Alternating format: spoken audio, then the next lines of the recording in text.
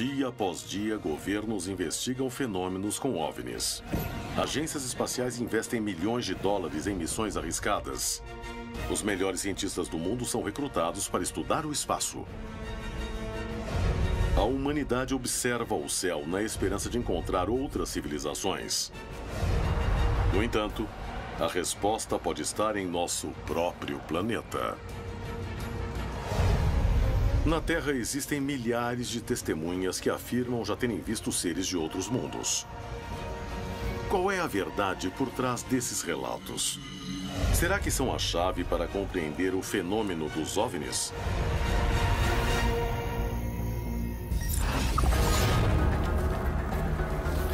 Em La Rumorosa, no México, em 1997, 3 jovens se perderam em uma caminhada.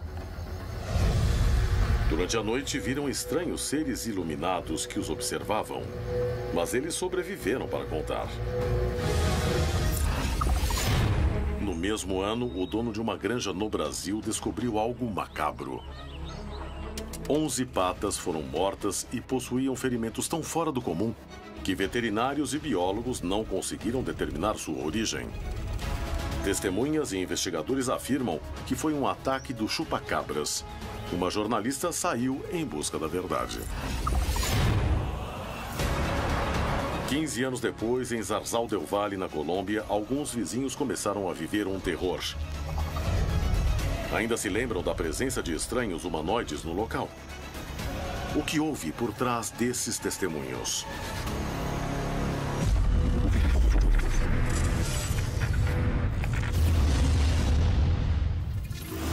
Contato extraterrestre. Hoje apresentamos OVNIs e seres. Os casos envolvendo seres extraterrestres, os ufonautas ou tripulantes de discos voadores são aqueles mais desafiadores para o pesquisador da ufologia. Porque não é um simples contato. 90% pode ser explicado. Pode ser uma patologia psicológica das pessoas que imaginam as coisas. E os outros 10% são casos realmente interessantes que até o momento não possuem resposta. Quando há esse encontro de realidades, a realidade terrestre com uma realidade extraterrestre, representada por uma nave pousada, por seres que muitas vezes descem ou podem apenas descer para levar os humanos para bordo das naves, sempre essas realidades são mais complexas. Em toda a história da humanidade, pessoas afirmaram terem visto entidades estranhas. Usamos muitas palavras diferentes para descrever essas coisas, deuses, demônios, monstros. Mas será que são reais? Como alguns acreditam, serão mesmo visitantes extraterrestres que as pessoas não conheciam? Será que não são frutos da nossa imaginação? Precisamos nos apoiar no que as pessoas contam como testemunhas. Aconteceu com elas e elas acreditam nisso. Elas foram afetadas por isso. Às vezes isso muda suas vidas. Isso é uma prova do seu encontro com alienígenas? Não. Mas mostra que foi extremamente importante para elas. E eu acho que temos que dar atenção a isso.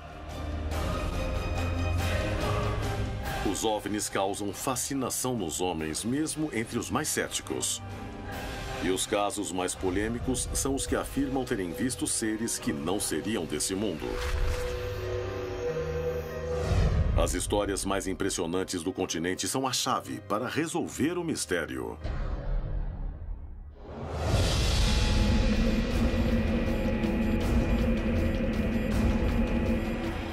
Em 1997, um grupo de jovens foi acampar quando se perderam em uma excursão e viram algo que não deveriam e que colocou suas vidas em risco.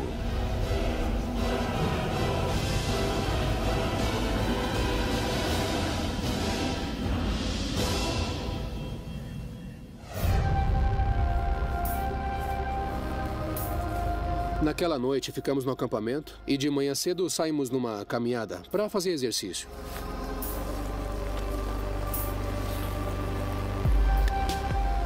Ficamos andando e não achávamos o caminho de volta. Aí percebemos que estávamos perdidos. Eu ia para um lado e a bússola apontava uma direção diferente. Foi aí que eu percebi que a bússola não funcionava naquele local. O guia decidiu levar o grupo por uma montanha, mas Fabrício achava que não era uma boa ideia. Lá em cima não tinha água. E eu só tinha no meu cantil metade, era meio cantil de água. Resolvemos nos separar do grupo e era uma decisão importante e foi o que acabou acontecendo.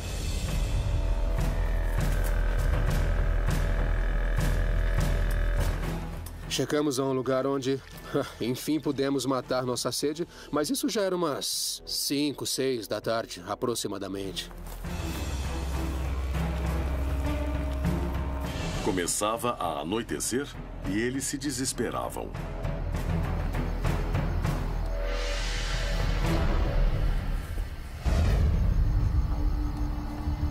A chegada da noite os fez tomar a decisão de não continuar andando. Mas isso não garantia a segurança.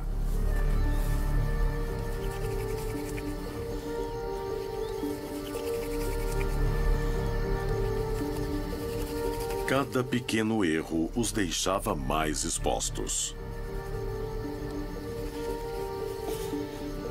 Então resolvemos subir numa árvore. Para ver melhor se tinha algo perto. A noite trouxe novos riscos e eles não tinham ideia do que estavam prestes a viver. Salvador se amarrou com um cinto no tronco. Por segurança, porque ele estava com sono, para não cair. Então, nos preparamos para o dia seguinte para ver como íamos voltar.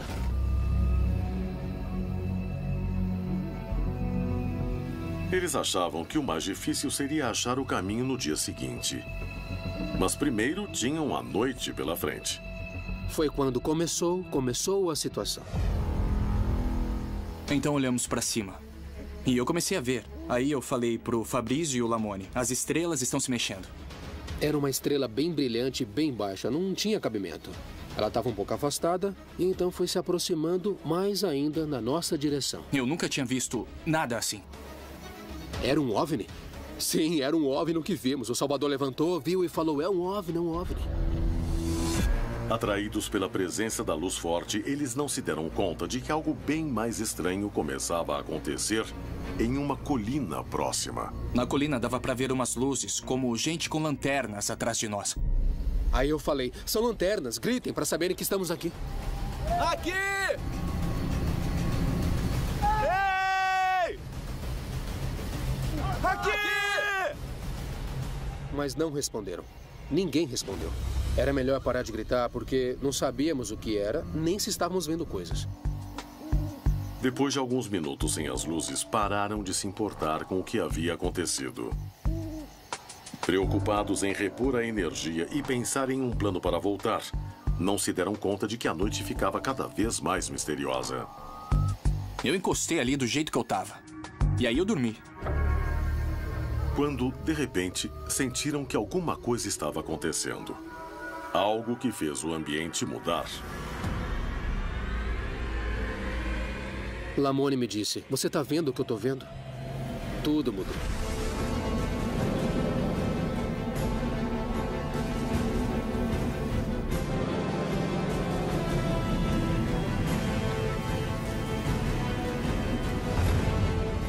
Era um OVNI, especificamente um objeto prateado, em forma de um domo mais aberto e grande. E assim, como se fosse um sombreiro, e na parte da aba tinha luzes brancas que iluminavam o local.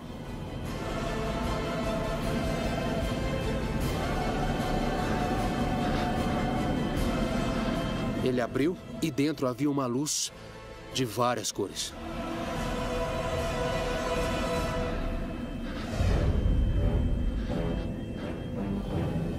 Tudo ficava cada vez mais estranho. E ninguém conseguia entender o que acontecia. Aí notamos que havia uma neblina muito leve, muito suave. E dando uma cor azulada. A névoa cobriu todo o local. Mas isso era só o começo. E nisso, saíram esferas e começamos a ver OVNIs menores e mais baixo. Em cima havia de 12 a 15 objetos e as luzes. Luzes pelo céu. E nenhum daqueles objetos fazia algum tipo de barulho, mas mexiam, se moviam e formavam figuras geométricas. Uma figura que ficou quase o tempo todo foi um triângulo equilátero. Perfeito. E eles se moviam ao redor desse triângulo.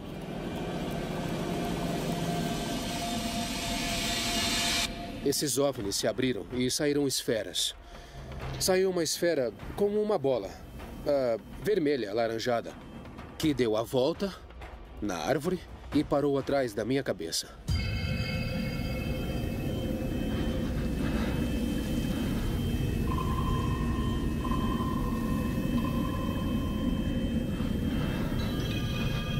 O Lamoni falou, aí, atrás da sua cabeça. Aí eu falei, deixa, eu não vou fazer nada, eu não vou nem olhar. Não vou tentar fazer nada, só deixa aí. Então ficou ali, por um tempo, e se foi. Entrou no OVNI e foi embora.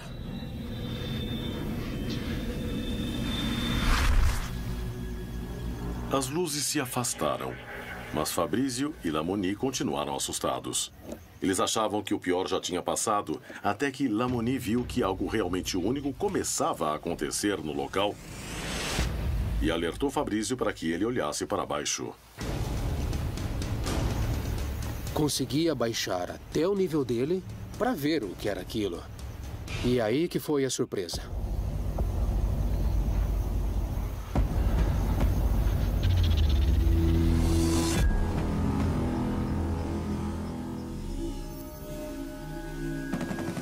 Eram pequenos seres que estavam andando em grupos de 3 e 4. O que eles viram os deixou realmente surpresos. Minha primeira reação foi ficar calado. Eu não sabia o que falar. E aí eu falei, façam silêncio. Não podem saber que estamos aqui.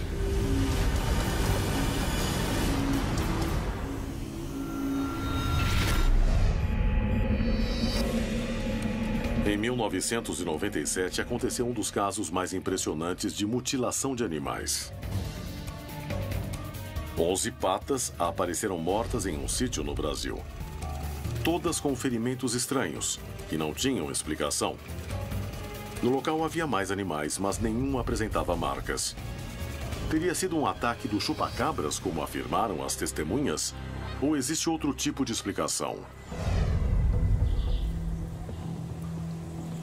Joana Ciottbach é jornalista e se dispôs a descobrir a verdade por trás desse caso. Ela foi atrás dos relatórios feitos por veterinários. Mas o primeiro passo foi falar com a principal testemunha do que aconteceu naquela noite. Fátima Cajueiro, proprietária do local onde houve os ataques. A gente está muito curioso para saber do caso do chupacabra que aconteceu nas suas terras. Meu pai faleceu faz 6 anos, né? E ele morava nessa casa. Aí nesse dia ele chegou próximo do cercado, ele já viu uma mancha branca. Ele falou, o que é isso, né? Assustou. Aí foi lá, foi chegando, se aproximando. Quando chegou, viu todas as patas mortas, virada para cima. E os cachorros não ouviram? Ninguém ouviu? Tínhamos 3 cachorros no quintal. Os 3 cachorros não fizeram alarde nenhum. Onde tem 50 animais, algum deles vai fazer barulho, né? E em volta do cercado não tinha marcas de nada, não tinha pegadas nem dos animais. Os vizinhos, e na época falavam muito no chupacabra, era a febre, né? E os animais foram examinados por algum veterinário? Teve vários veterinários, uma veterinária chamada Inês Matsumoto. Joana queria saber o que houve naquela noite. Antes de se reunir com a veterinária que realizou a autópsia dos animais, ela resolveu visitar o local dos ataques. Então encontrou José Cândido da Silva, um vizinho que se lembrava do caso e podia dar pistas novas para ajudar na investigação. Olá. Obrigada por me receber.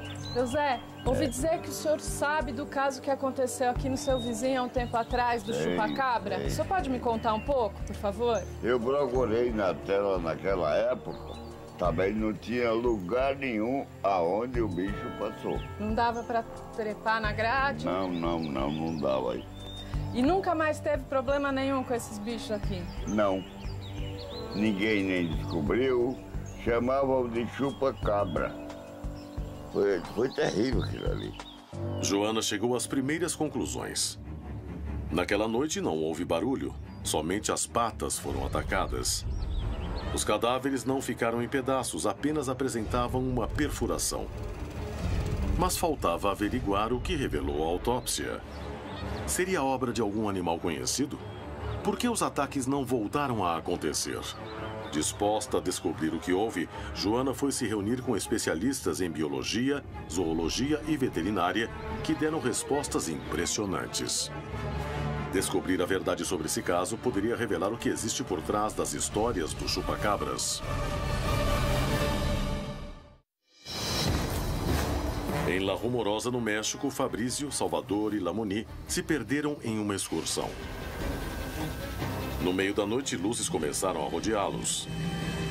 Enquanto viam figuras se aproximando, eles sabiam que suas vidas corriam perigo. No Guarujá, no Brasil, a jornalista Joana Ciotti Bach seguia as pistas de um ser que assolou a região.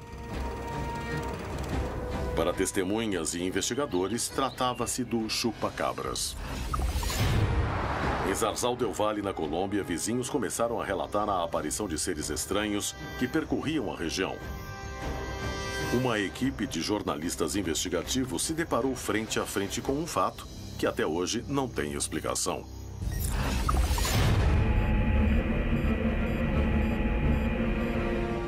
Três jovens estavam acampando quando se perderam em uma excursão. Da copa de uma árvore foram testemunhas de uma experiência única. O local foi tomado por luzes e figuras estranhas apareceram.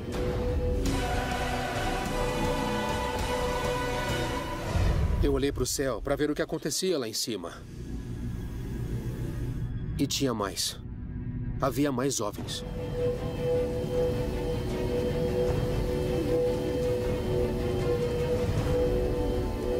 Então eu me dei conta que o que eu estava vendo tinha vindo de cima e foi para baixo. Quietos, façam silêncio. Tentei me esconder para que não nos vissem.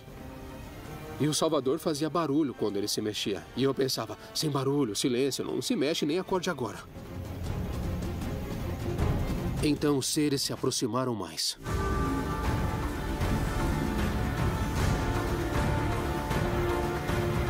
Primeiro deu medo, bateu o desespero.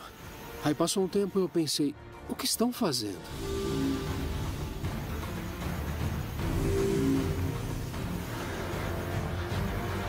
Eles ficavam andando, pegando coisas, trabalhando em equipe. Era uma equipe de 3, de 4. As cabeças se mexiam bem devagar, viravam para olhar, enquanto tiravam e pegavam coisas do chão. O medo de serem vistos era cada vez maior. Enquanto eles estavam lá e nós aqui, não teve problema. O problema foi quando veio a segunda parte. Lamoni se aproximou de Salvador para acordá-lo na intenção de parar de fazer barulho. Mas seu movimento foi afobado e a queda de um canivete revelou a presença dos três, provocando um grande risco. Uma coisa é vê-los a 15 metros. Outra coisa é escutá-los no pé da árvore. Aí mudou de figura. Enquanto eles se aproximavam da árvore, eles mudaram a aparência. Não víamos nada. Escutávamos passos, mas não os víamos. Tinham nos descoberto, já estavam ali com a gente. Aí os seres começaram a subir na árvore.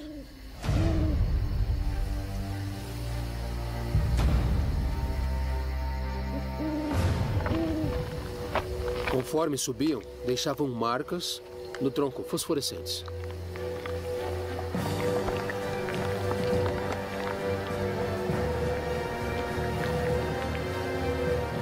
O melhor era ter uma atitude passiva, tranquila e esperar tudo acabar. Quando os seres chegaram, foram perto do Salvador. Não foi nem preciso acordá-lo, porque um dos seres o acordou. E um daqueles seres colocou a mão em cima de mim, só que flutuando. A blusa do Salvador ficou manchada no peito. Começou a emanar uma luz branca, fosforescente, do peito dele. Fechei os olhos, eu abri de novo e ele sumiu. Um movimento brusco e podiam se expor a mais perigo.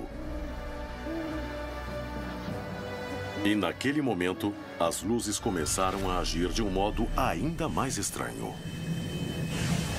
De cima, era que nem um flash. Zoom, zoom. Quando vinha um flash, um dos seres embaixo desaparecia.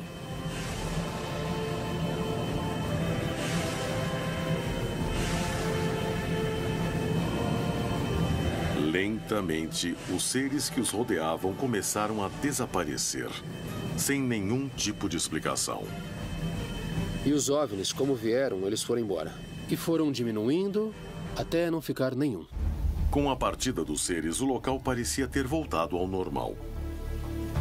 Ainda faltavam algumas horas para amanhecer, mas não sabiam se o perigo realmente tinha desaparecido.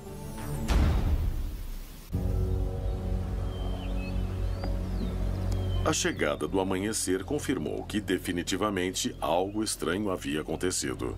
Às 6 da manhã, decidimos descer da árvore. E então nos demos conta de que havia coisas novas ali.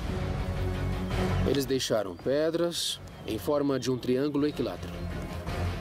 Tinha uma pegada com 3 dedos. Aí eu fiquei morrendo de medo e falei, vamos dar o fora daqui.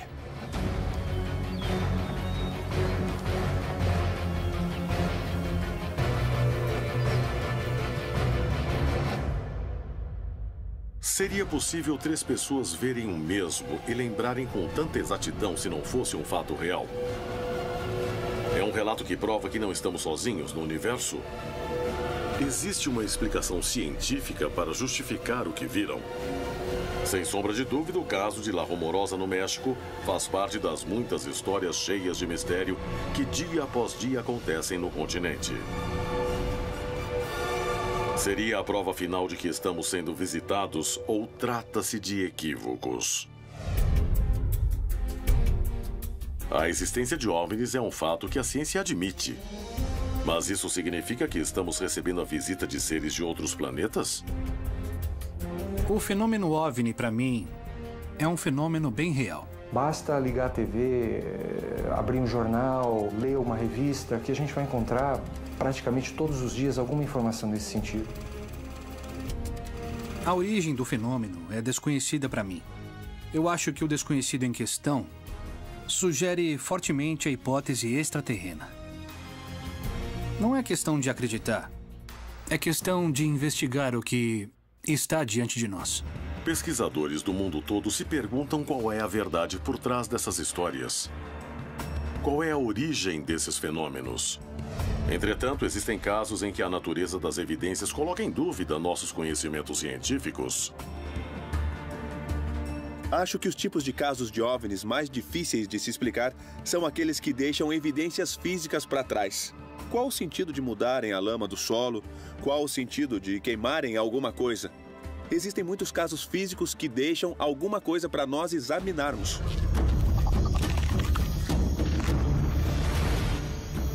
Uma das maiores controvérsias na comunidade ufologista, as mais difíceis e que consomem mais tempo, são os casos típicos de mutilação. Os tipos de mutilação e aparições de OVNIs. Esses casos são complicados de explicar. E quando tem testemunhas que falam sobre evidências físicas que foram deixadas, e a ciência e nossos cientistas podem confirmar isso, não existe explicação fácil para esses tipos de casos.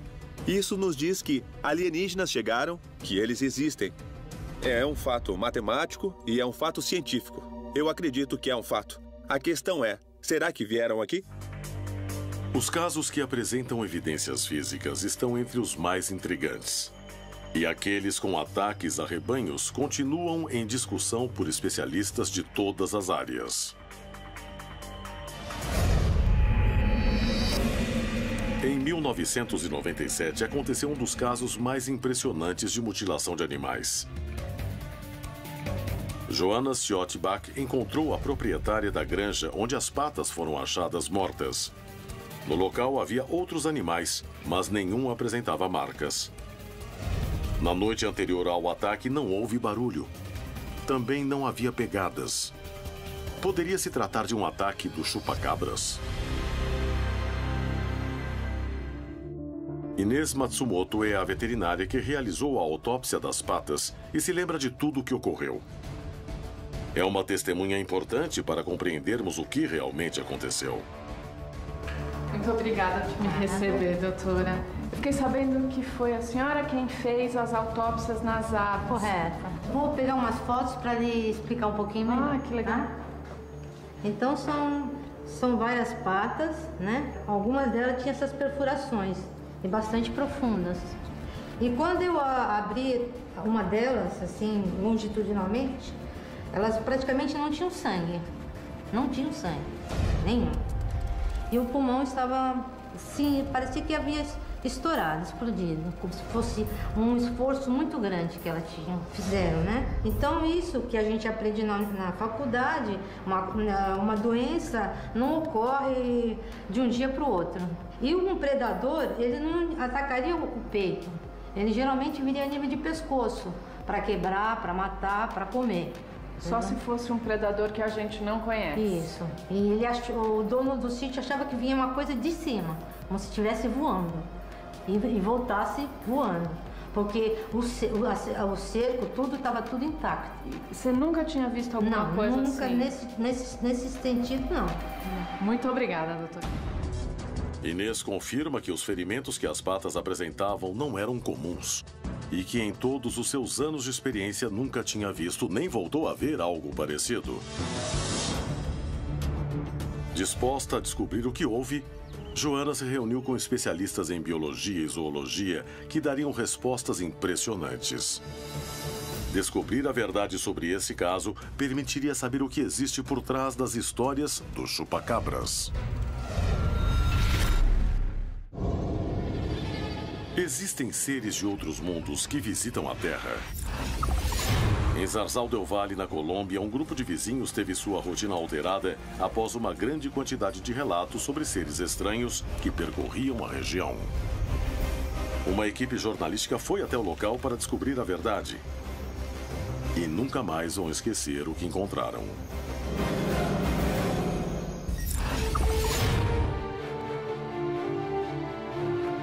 Há muitos anos, a América Latina fala do chupacabras, embora sua existência nunca tenha sido provada nem descreditada.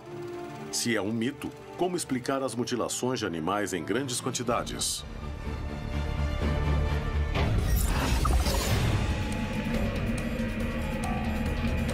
Johanna Schiottbach é jornalista e se dispôs a descobrir a verdade sobre um caso de 1997 no Brasil, no qual foram encontradas 11 patas mortas em um sítio cheio de animais. Testemunhas garantem que naquela noite não ouviram barulhos. Os cadáveres das aves não estavam dilacerados, somente apresentavam uma perfuração. Algum animal conhecido seria capaz de atacar dessa maneira? Johanna quis garantir que não havia nenhuma relação com algum predador raro, e para isso visitou o Zoológico de São Paulo. Ronaldo Moraes da Silva é biólogo experiente e fez uma análise do caso.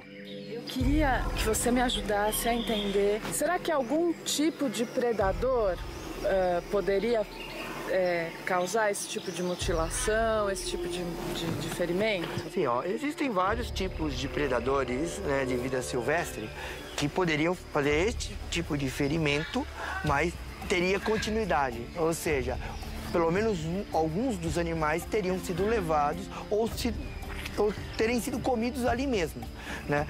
Mas tudo me leva a imaginar um criminoso aí bem mais comum, que são os cães domésticos. Isso tem muito a ver com o cio das fêmeas, né? E isso, na verdade, acaba virando um jogo, uma brincadeira. Por isso que não há evidência que o bicho tentou se alimentar deles. Mas também é comum nesses lugares, depois os próprios amigos ali, né? Os próprios patos, galinhas que estão ali, dar uma beliscadinha no ferimento, puxar um pouquinho. Não foram encontradas pegadas, marcas, e era um alambrado, cerca alta, com uns 2 metros de altura. Alguns cães conseguem pular, sim, né? Porque a gente chegou até a pensar que pudessem ser animais fugidos de um zoológico, animais de um porte diferente. Não, possivelmente não, ainda mais lá em Bertioga, né? E ali não tem, né? Muito obrigada. E eu que agradeço. Joana pôde estabelecer várias hipóteses para continuar investigando o que havia por trás do chupa-cabras. Ronaldo confirmou que não existe zoológico na região para explicar o ataque de um predador diferente. Para ele, uma matilha de cães no cio atacou as patas, que depois foram mordidas por galinhas ou roedores. Mas para isso, vários cães teriam que ter pulado 2 metros de cerca sem fazer barulho nem deixar marcas, provocando mordidas de apenas uma perfuração e não comer os restos. Decidida a comprovar todas essas hipóteses novas, Joana se reuniu com Guilherme Dominichelli, biólogo especialista na fauna local. Sua resposta seria decisiva para desvendar o que ocorreu em 1997. Como é que um animal pode fazer esse tipo de ferimento numa ave? Existem animais na região que poderiam fazer isso. Por exemplo, há 16 anos atrás, aqui era mais preservado. E é uma região de Mata Atlântica, de Serra do Mar. E comprovadamente sabemos que tem onça parda aqui, que é a sussuarana, chamada de puma também. É um felino de grande porte que tem possibilidade de abater uma ave assim tranquilamente.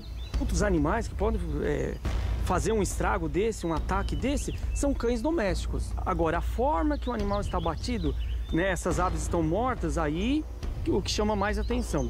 Porque ter um orifício só, num ponto só e sem sangue, isso já é meio esquisito, é meio estranho, né? Geralmente os animais abatem mordendo o pescoço.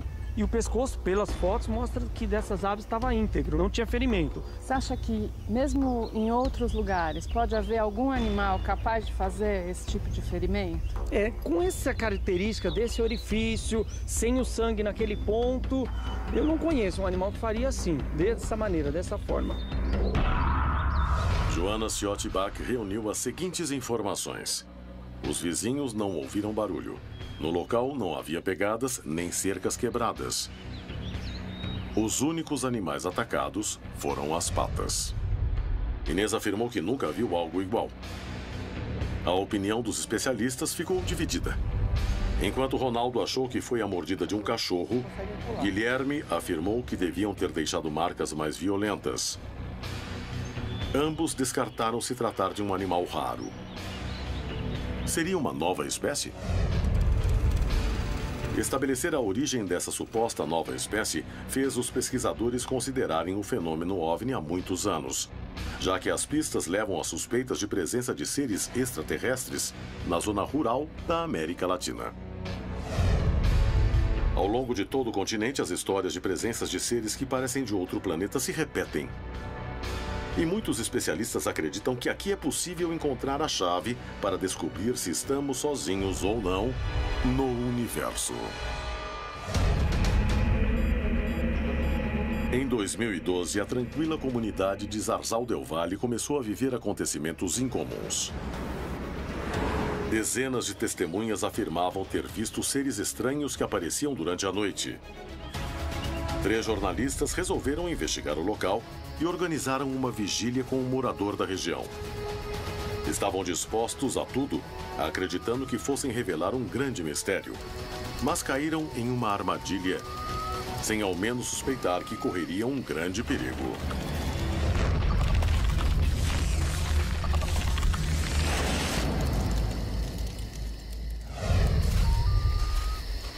Steven, Didianet e José Inácio trabalhavam em um canal de televisão local. Após ouvirem as histórias de seres estranhos e ameaçadores que rodeavam a região, resolveram visitar Guazimal. Nós 3 decidimos investigar o que estava acontecendo. Havia rumores de que no vilarejo de Guazimal, no município de Zarzal, havia presença de seres estranhos. Uns seres totalmente pretos que apareciam no local à noite, quando era a época de lua cheia. Além de entrevistar testemunhas, estavam decididos a passar a noite no local para tentar descobrir o que acontecia.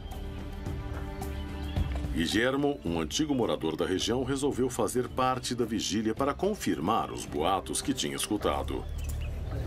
A gente soube que já tinham aparecido várias noites anteriores e resolvemos ficar lá para poder ter um contato com eles.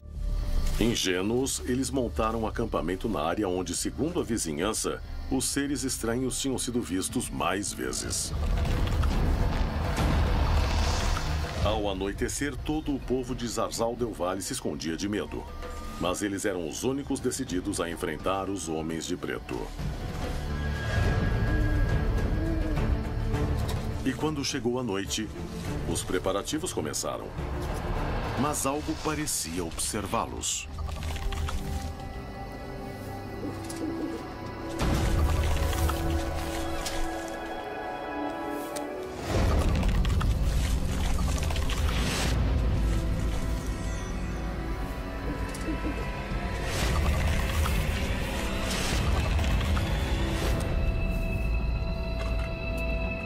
Um deles falou: "Seu Guillermo, por que não tentamos fazer uma fogueira?"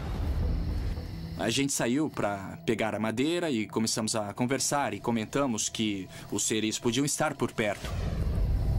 A noite já tinha chegado e não podiam ver se algo rondava em meio à escuridão.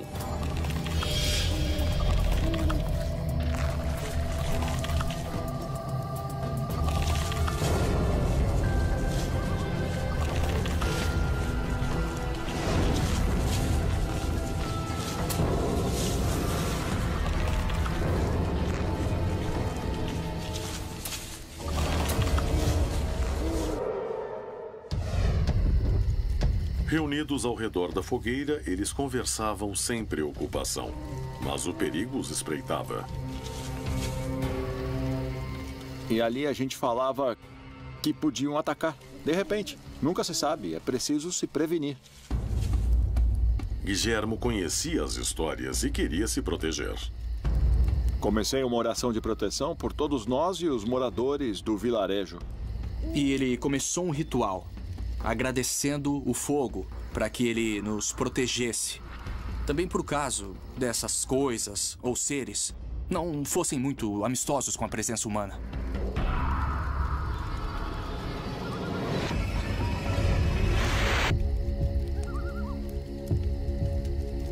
E quando eu terminei a oração, eu senti uma força estranha bem perto de mim. Tinha alguém observando a gente.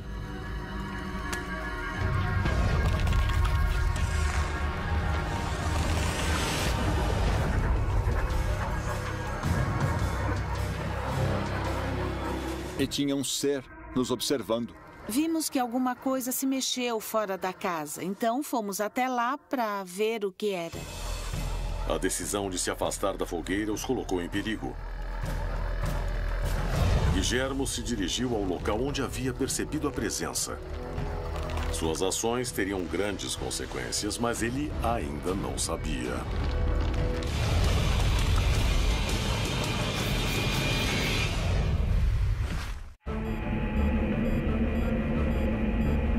Em 2012, a população de Zarzal del Valle, na Colômbia, perdeu a tranquilidade. Os moradores diziam ver seres de outros planetas. 3 jornalistas foram até lá investigar e organizaram uma vigília com um morador da região. Satisfazer a curiosidade jornalística os colocaria diante do perigo. Naquela noite, um estranho ser apareceu no local e começou a espreitá-los. A gente conseguiu ver que o ser avançou para o outro lado da estrada. Quando, naquele instante, nos dirigimos para lá, aí veio um outro ser em alta velocidade. E, de repente, os dois se encontraram. Fizemos silêncio apontando ali está, ali, olha. Os seres pareciam rodeá-los e ninguém sabia quais eram suas intenções. Não havia como escaparem dali. Desceram em 2 ou 3 segundos, pararam por ali e faziam sinais, apontavam para as árvores e faziam sinais de luzes. Eles eram escuros, pretos, bem altos, com os braços bem compridos. A roupa preta não era roupa, era a pele, preta como uma seda brilhante. E a luz que emanava saía do peito. Os seres se locomoviam rapidamente pelo local, emanando estranhas luzes vermelhas. Mas ninguém tinha notado que as luzes pareciam ter um sentido e que a noite estava prestes a passar por uma reviravolta ainda mais inesperada. Aí focaram aquele raio em nós 4. Ficou um silêncio, então o Steven perguntou: quem são vocês? De onde vêm? Aí o Inácio pegou a câmera e começou a gravar aquele momento. Vocês estão no planeta Terra. O que querem? Do que precisam? Ei, o que desejam? Começaram os sinais com a luz vermelha e então falaram: seu Guilherme, estão falando por sinais. Então ele iluminava e o ser respondia. Virou um jogo de luzes de cima da colina. Se escondeu ali. Eles estão aqui com a gente. Ah, como assim? As luzes dizem isso. E agora apagaram.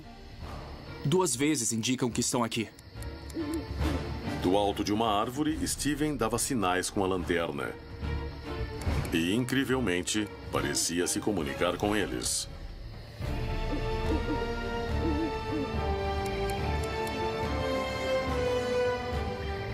Os 4 tinham certeza de que estavam prestes a realizar algo transcendental, se comunicarem com seres aparentemente de outro mundo.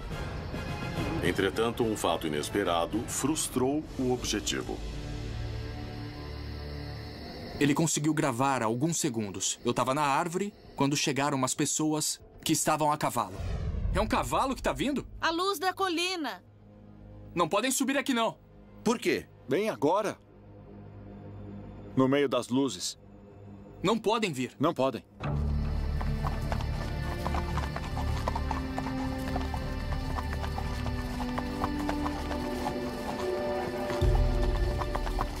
Perguntaram quem eram e falei que muita gente vinha para a cavalgada de dezembro. Naquele momento, interromperam a comunicação e aqueles seres sumiram.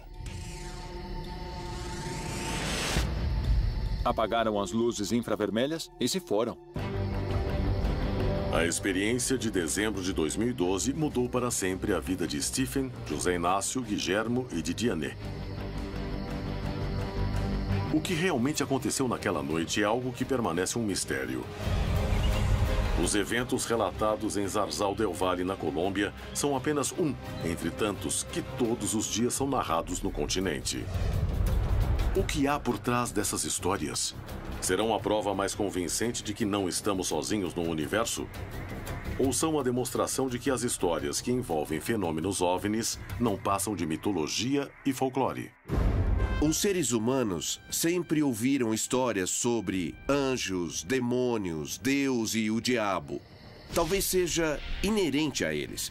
Talvez o fenômeno OVNI seja simplesmente uma versão moderna dos anjos e demônios. Não podemos ver os anjos como víamos há 1000 anos. Não podemos ver os deuses como imaginávamos há 1000 anos. Acredito que com essa nova sociedade altamente tecnológica, que pode enviar coisas ao espaço, a observação do espaço ainda chama atenção. E assim, estamos descobrindo essas novas entidades que vão nos explicar a realidade que não conseguimos entender. A ufologia ainda tem algumas dificuldades para estabelecer o modus operandi desses seres. O que eles querem, por que eles estão aqui, o que eles, enfim, buscam em nós e em nosso planeta. Sou um pesquisador porque eu quero a verdade, seja ela qual for. Eu não sei se eles existem mesmo, mas eu acredito que eles existem. O bom senso, a lógica nos diz que alienígenas estão por aí. E que eles existem. A questão é, será que eles vieram aqui? Sem sombra de dúvida, histórias de OVNIs continuarão causando fascinação na humanidade, até o dia em que alguém possa responder se estamos sozinhos ou não no universo.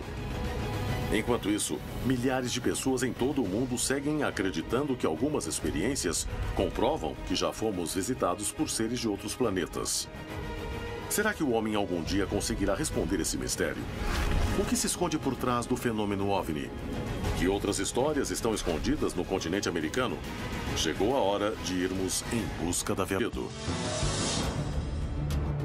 Disposta a descobrir o que houve, Joana se reuniu com especialistas em biologia e zoologia que dariam respostas impressionantes. Descobrir a verdade sobre esse caso permitiria saber o que existe por trás das histórias do chupacabras. Existem seres de outros mundos que visitam a Terra. Em Zarzal del Valle, na Colômbia, um grupo de vizinhos teve sua rotina alterada após uma grande quantidade de relatos sobre seres estranhos que percorriam a região. Uma equipe jornalística foi até o local para descobrir a verdade.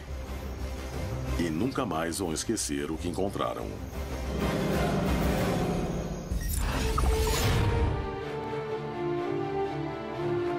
Há muitos anos, a América Latina fala do chupacabras, embora sua existência nunca tenha sido provada nem descreditada. Se é um mito, como explicar as mutilações de animais em grandes quantidades?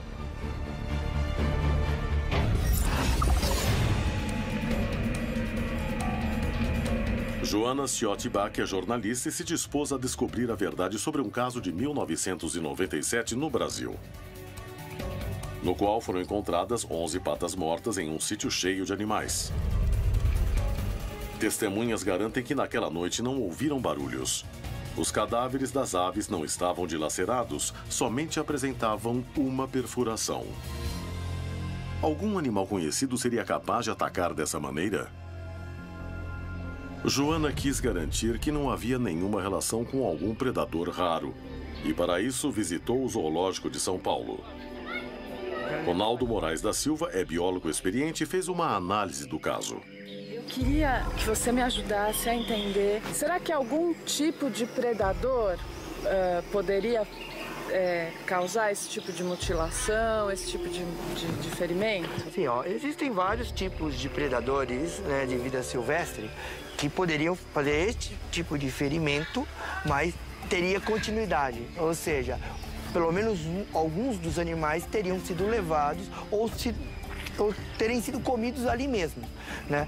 Mas tudo me leva a imaginar um criminoso aí bem mais comum, que são os cães domésticos. Isso tem muito a ver com o cio das fêmeas, né? E isso, na verdade, acaba virando um jogo, uma brincadeira. Por isso que não há evidência que o bicho tentou se alimentar deles. Mas também é comum nesses lugares, depois os próprios amigos ali, né? Os próprios patos, galinhas que estão ali, dar uma beliscadinha no ferimento, puxar um pouquinho. Não foram encontradas pegar coisas nunca assim? Nesse sentido, não. Muito obrigada, doutora. Inês confirma que os ferimentos que as patas apresentavam não eram comuns e que em todos os seus anos de experiência nunca tinha visto nem voltou a ver algo parecido. Disposta a descobrir o que houve, Joana se reuniu com especialistas em biologia e zoologia que dariam respostas impressionantes. Descobrir a verdade sobre esse caso permitiria saber o que existe por trás das histórias do chupacabras. Existem seres de outros mundos que visitam a Terra. Em Zarzal del Valle, na Colômbia, um grupo de vizinhos teve sua rotina alterada após uma grande quantidade de relatos sobre seres estranhos que percorriam a região. Uma equipe jornalística foi até o local para descobrir a verdade. E nunca mais vão esquecer o que encontraram.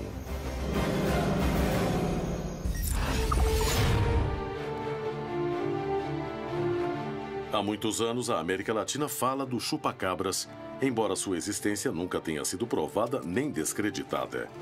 Se é um mito, como explicar as mutilações de animais em grandes quantidades?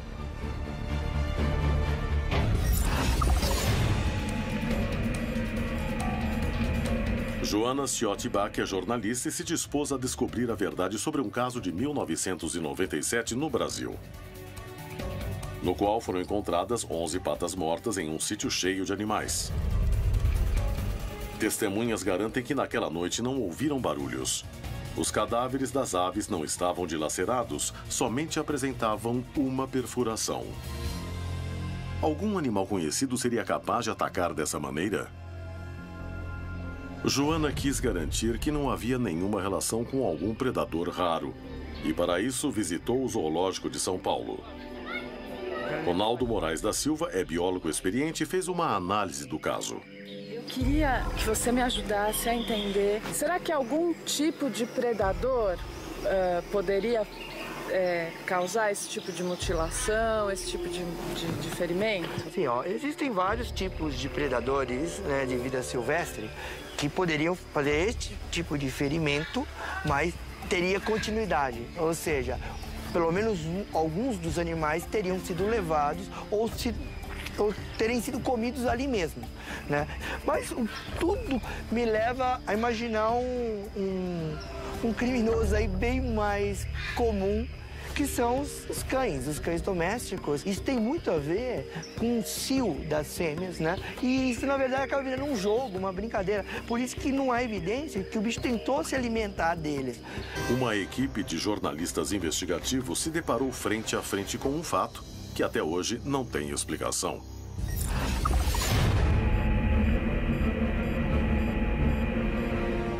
Três jovens estavam acampando quando se perderam em uma excursão. Da copa de uma árvore foram testemunhas de uma experiência única. O local foi tomado por luzes e figuras estranhas apareceram.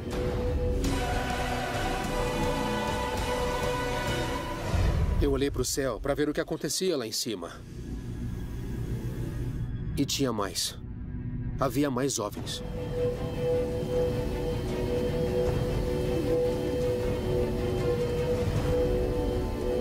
E então eu me dei conta que o que eu estava vendo tinha vindo de cima e foi para baixo.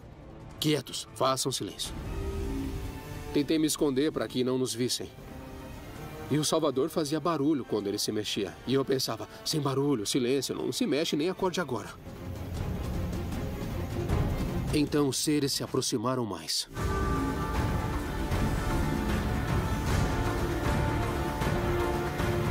Primeiro deu medo, bateu o desespero. Aí passou um tempo e eu pensei, o que estão fazendo?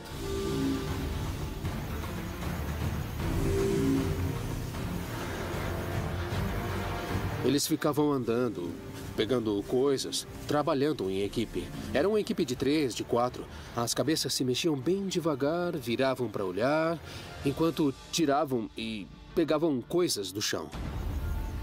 O medo de serem vistos era cada vez maior. Enquanto eles estavam lá e nós aqui, não teve problema. O problema foi quando veio a segunda parte. Lamoni se aproximou de Salvador para acordá-lo na intenção de parar de fazer barulho. Mas seu movimento foi afobado e a queda de um canivete revelou a presença dos três, provocando um grande risco.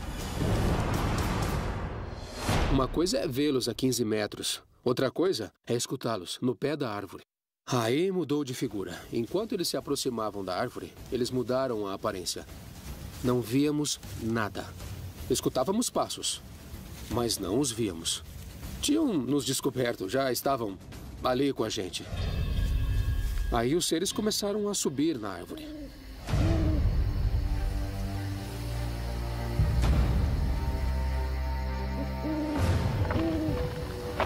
Conforme subiam, deixavam marcas no tronco fosforescentes.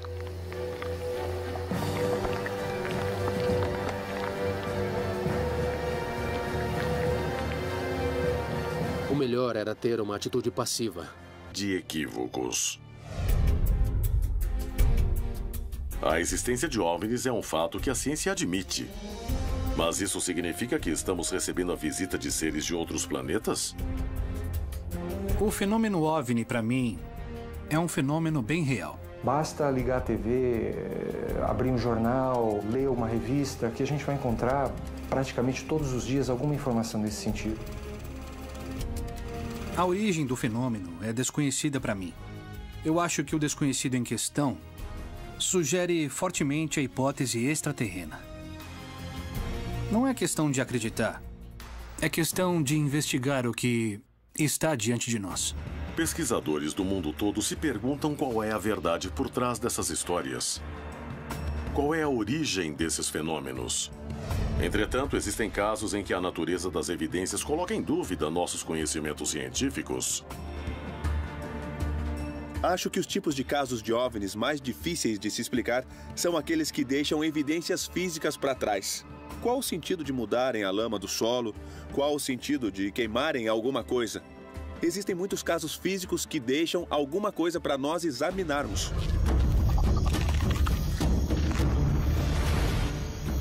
Uma das maiores controvérsias na comunidade ufologista, as mais difíceis e que consomem mais tempo, são os casos típicos de mutilação. Os tipos de mutilação e aparições de OVNIs. Esses casos são complicados de explicar.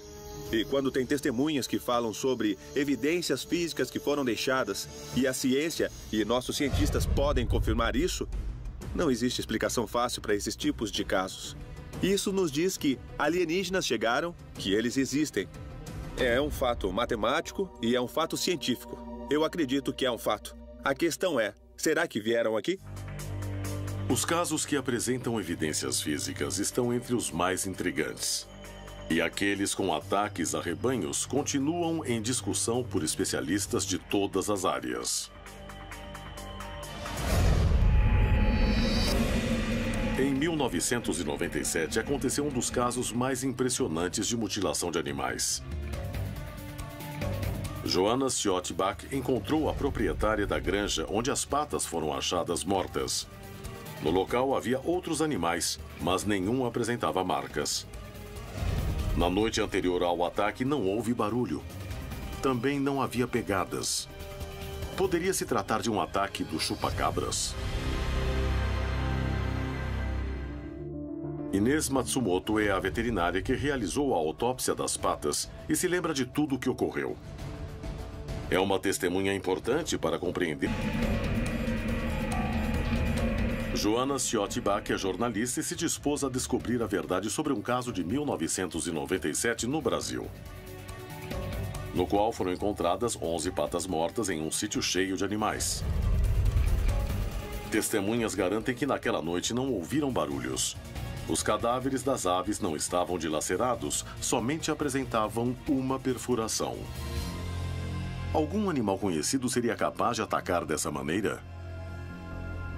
Joanna quis garantir que não havia nenhuma relação com algum predador raro e, para isso, visitou o Zoológico de São Paulo.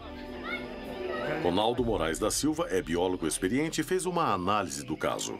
Eu queria que você me ajudasse a entender, será que algum tipo de predador poderia causar esse tipo de mutilação, esse tipo de ferimento? Sim, existem vários tipos de predadores, né, de vida silvestre que poderiam fazer este tipo de ferimento, mas teria continuidade. Ou seja, pelo menos alguns dos animais teriam sido levados ou terem sido comidos ali mesmo, né?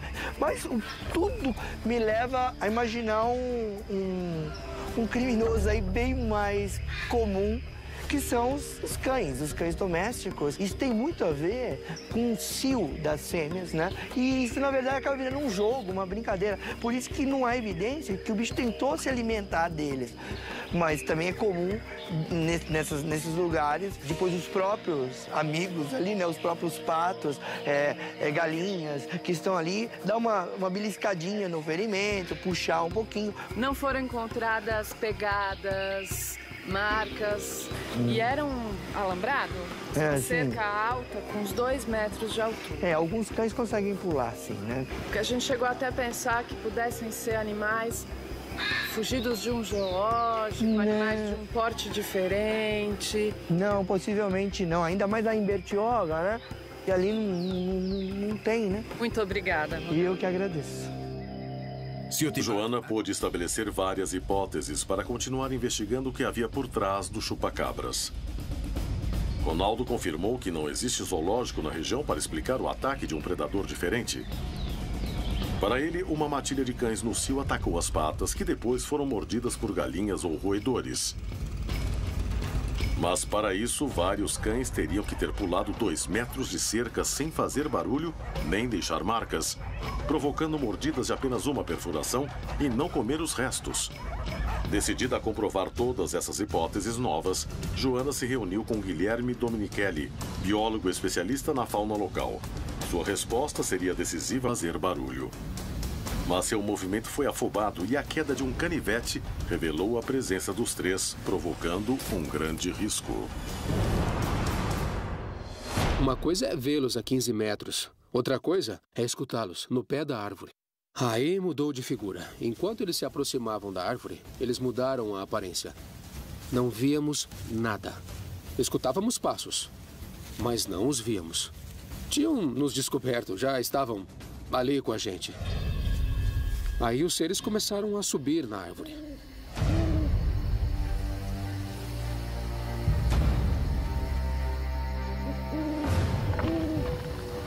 Conforme subiam, deixavam marcas no tronco fosforescentes.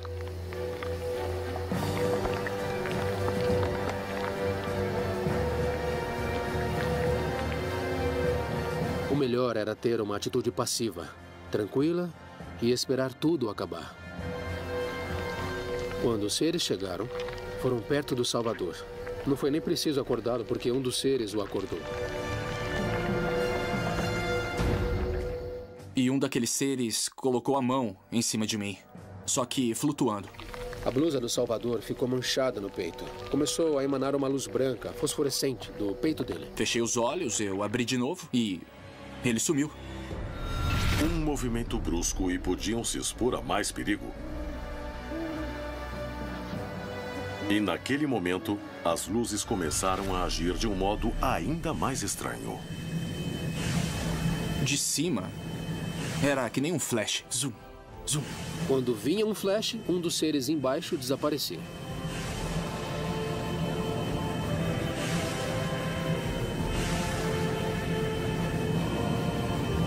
Lentamente, os seres que os rodeavam começaram a desaparecer, sem nenhum tipo de explicação.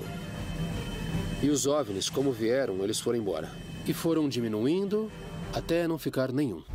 Com a partida dos seres, o local parecia ter voltado ao normal. Ainda faltavam algumas horas para amanhecer, mas não sabiam se o perigo realmente tinha desaparecido.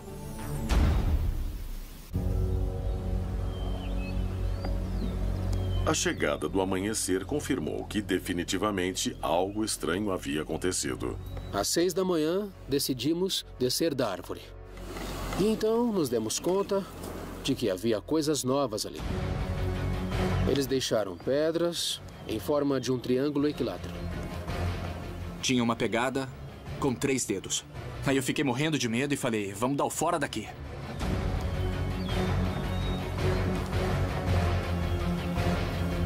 Para que não nos vissem. E o Salvador fazia barulho quando ele se mexia. E eu pensava, sem barulho, silêncio, não se mexe nem acorde agora. Então os seres se aproximaram mais.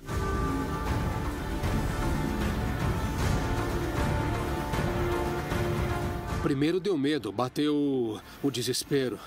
Aí passou um tempo e eu pensei, o que estão fazendo?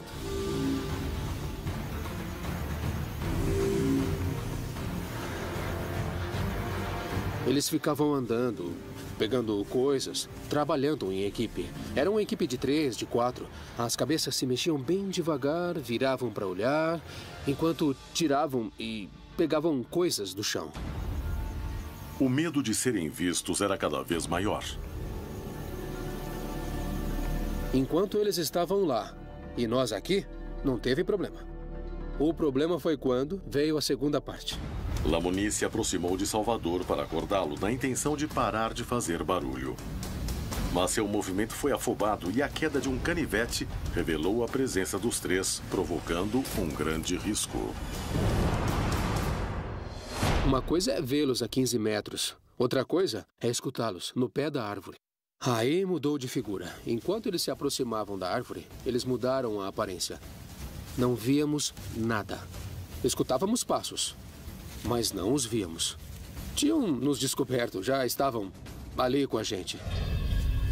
Aí os seres começaram a subir na árvore.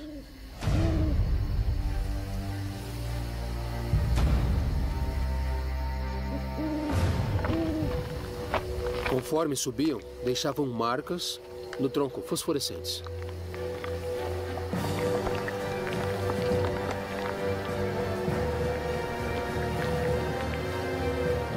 O melhor era ter uma atitude passiva, tranquila e esperar tudo acabar.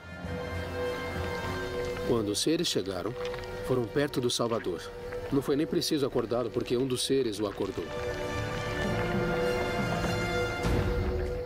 E um daqueles seres colocou a mão em cima de mim, só que flutuando. A blusa do Salvador ficou manchada no peito. Começou a emanar uma luz branca, fosforescente, do peito dele. Fechei os olhos, eu abri de novo e ele sumiu. Um movimento brusco e podiam se expor a mais perigo. E naquele momento, as luzes começaram a agir de um modo ainda mais estranho. De cima, era que nem um flash. Zoom, zoom. Quando vinha um flash, um dos seres embaixo desaparecia.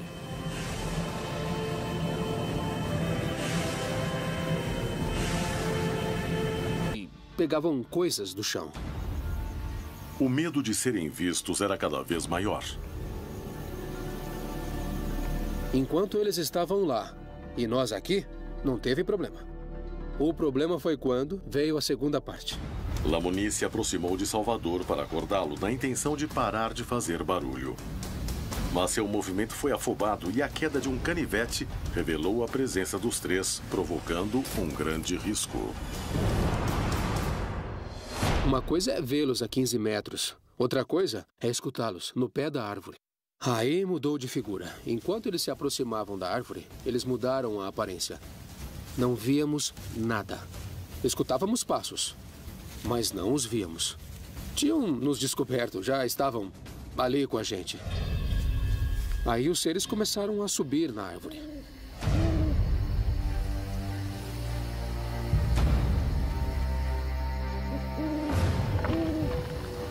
Conforme subiam, deixavam marcas no tronco fosforescentes.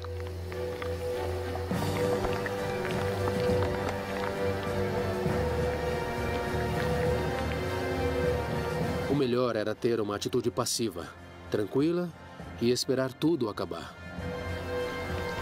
Quando os seres chegaram, foram perto do Salvador. Não foi nem preciso acordá-lo, porque um dos seres o acordou. E um daqueles seres colocou a mão em cima de mim, só que flutuando. A blusa do Salvador ficou manchada no peito. Começou a emanar uma luz branca, fosforescente, do peito dele. Fechei os olhos, eu abri de novo e ele sumiu. Um movimento brusco e podiam se expor a mais perigo. E naquele momento, as luzes começaram a agir de um modo ainda mais estranho. De cima, era que nem um flash. Zoom, zoom. Quando vinha um flash, um dos seres embaixo desaparecia.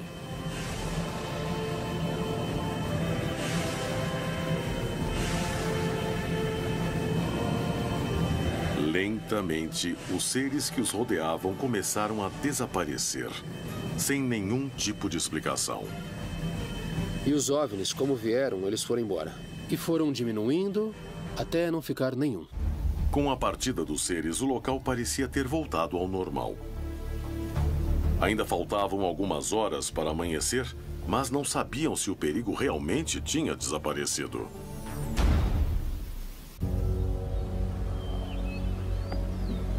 A chegada do amanhecer confirmou que definitivamente algo estranho havia acontecido. Às 6 da manhã, decidimos descer da árvore. E então nos demos conta. O fenômeno OVNI há muitos anos, já que as pistas levam a suspeitas de presença de seres extraterrestres na zona rural da América Latina. Ao longo de todo o continente, as histórias de presenças de seres que parecem de outro planeta se repetem. E muitos especialistas acreditam que aqui é possível encontrar a chave para descobrir se estamos sozinhos ou não no universo. Em 2012, a tranquila comunidade de Zarzal del Valle começou a viver acontecimentos incomuns. Dezenas de testemunhas afirmavam ter visto seres estranhos que apareciam durante a noite. 3 jornalistas resolveram investigar o local e organizaram uma vigília com um morador da região. Estavam dispostos a tudo, acreditando que fossem revelar um grande mistério, mas caíram em uma armadilha, sem ao menos suspeitar que correriam um grande perigo.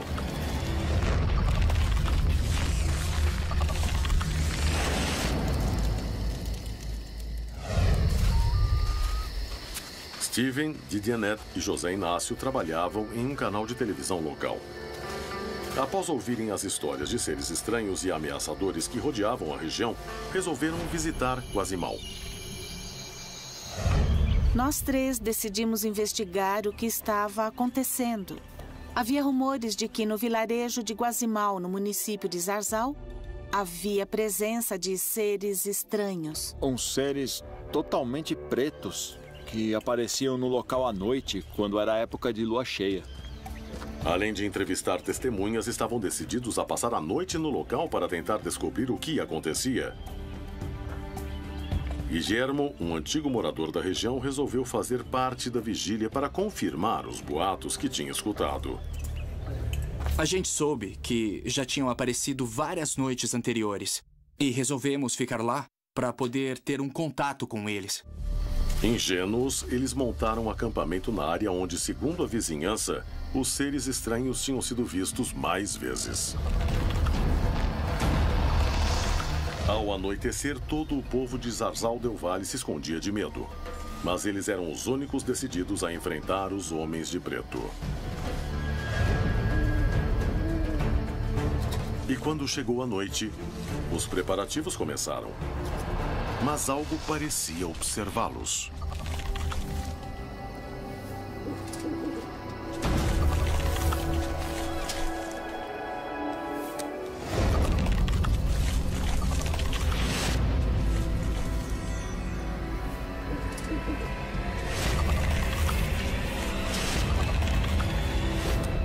Que existe por trás das histórias do chupacabras.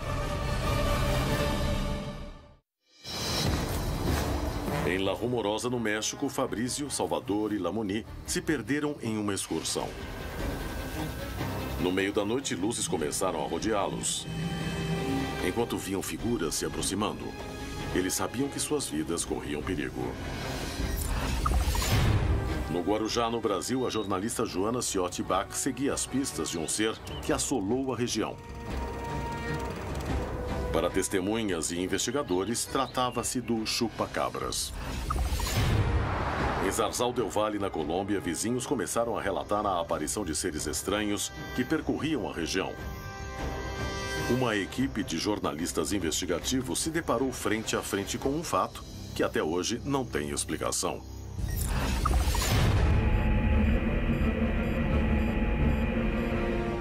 Três jovens estavam acampando quando se perderam em uma excursão. Na copa de uma árvore foram testemunhas de uma experiência única. O local foi tomado por luzes e figuras estranhas apareceram.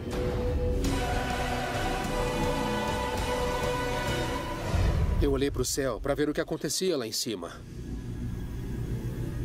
E tinha mais. Havia mais OVNIs.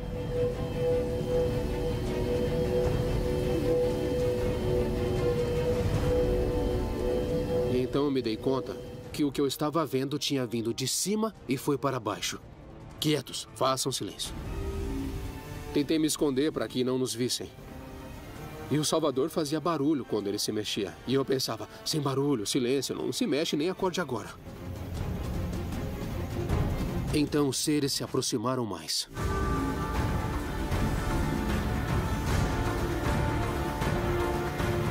Primeiro deu medo, bateu o desespero. Aí passou um tempo e eu pensei, o que estão fazendo?